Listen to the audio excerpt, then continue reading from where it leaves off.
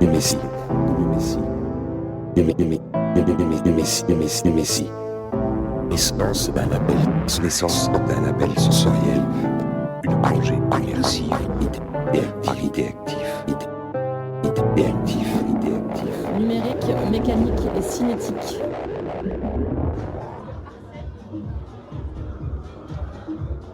Cinq, 4, 3. 1, 2, 3.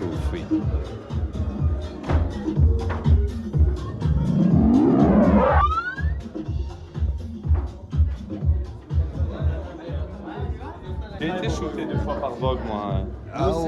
Quel est votre rôle ici? On performe. Et on performe comment? Comment? Alors, il y a votre double qui vient de partir. C'est pas grave. Lui, Non, vous c'est ne pouvez moi. pas l'abandonner comme Moi, c'est lui. Nous sommes indépendants, nous sommes comme un couple, nous sommes ensemble, mais indépendants. Oui, alors on vous regarde tous les deux ensemble. Absolument. Absolument. Mais un couple, c'est quelque chose qui se dissocie, qui se fragmente, c'est ça que vous faites dans ces performances. Ici, nous sommes un couple artistique et nous essayons de traduire dans notre performance l'aliénation qu'a l'humain par rapport à l'ordinateur. C'est-à-dire qu'aujourd'hui, nos relations ne sont plus que par le net. On est avec quelqu'un, mais par exemple, souvent, l'un ou l'autre est sur son téléphone en train de parler avec quelqu'un d'autre, en train de regarder les informations. Et dans cette performance, c'est ce que nous essayons de montrer, l'aliénation de l'homme par l'ordinateur, et que finalement, parfois, ce serait bien de laisser tomber un peu cette merveilleuse technologie pour se retrouver soi-même.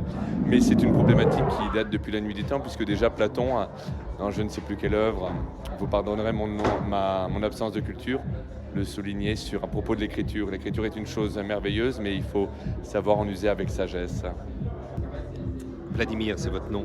Oui, c'est ça. Vladimir, sur ce lieu ici, qui est une expérimentation en soi, sur ce lieu éphémère, sur ce 15e étage, dans cette tour improbable, un mot. C'était le vrai décor? C'était un vrai décor? C'est un vrai décor? Le décor, c'est au théâtre. Ici, nous ne sommes pas au théâtre, nous sommes dans des bureaux qui ont été réaménagés. C'est une installation, j'appellerais ça plutôt. Et moi, je trouve que ce serait merveilleux d'avoir des bureaux comme ça. Moi, j'ai travaillé en bureau à un moment. J'aurais rêvé d'avoir des installations comme ça parce qu'on a besoin de rêver, de s'échapper un peu, d'avoir un petit peu de beauté. Il me semble que c'est Dostoïevski qui disait ça, le beau sauvera le monde. Et je trouve ça merveilleux d'avoir des belles choses ici. Et je trouve que cet endroit nous montre que la technologie peut faire des choses très agréables, très belles aussi. C'est pas que du négatif. Voilà le double qui arrive. Bonsoir. Si vous saviez à quel point Vladimir a été brillant. Ah ben oui, non mais il est toujours brillant. Hein. C'est mon acolyte. Et vous? Moi-même, je m'appelle Théologie. Mais Théologie, vous êtes aussi brillant, les paillettes sont là, pareil, étalées sur votre corps. Ah, je pensais que c'était brillant mentalement, brillant de talent, brillant de charisme, etc. Mais apparemment, c'est que brillant de paillettes, c'est ça? Non, justement. Ah, je prends le compliment alors. Ah, Courage pour le reste. merci, il y a le dernier épisode maintenant là. J'espère que vous êtes accrochés. Hein. Et alors, scénographier le dernier épisode, il monte en progression dans le couple qui se cherche là, qui se frôle. Exactement. Alors, vous voulez que je vous explique le concept?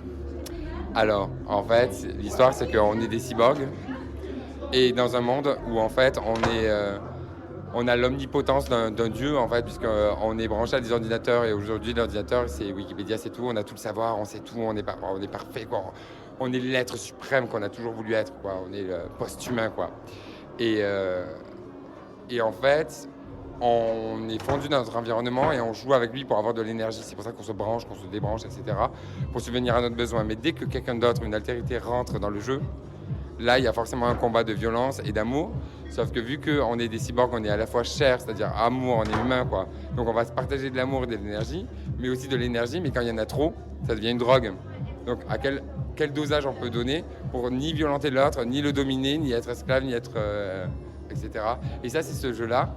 Et donc si je veux toutes les interactions humaines qui passent par là, si je les code, en fait, quelle intensité j'y mets. Et donc, on se perd forcément. Donc là, c'était l'épisode 2. Et là, maintenant, il va y avoir le paroxysme. Je vous laisserai découvrir après. Je vous suis. Non, mais bien sûr. Je suis vous. J'ai pas encore. Je vous suis, je suis vous. J'ai oublié ma couronne de Jésus. Allez, dansez les garçons, là on va danser, là on y va.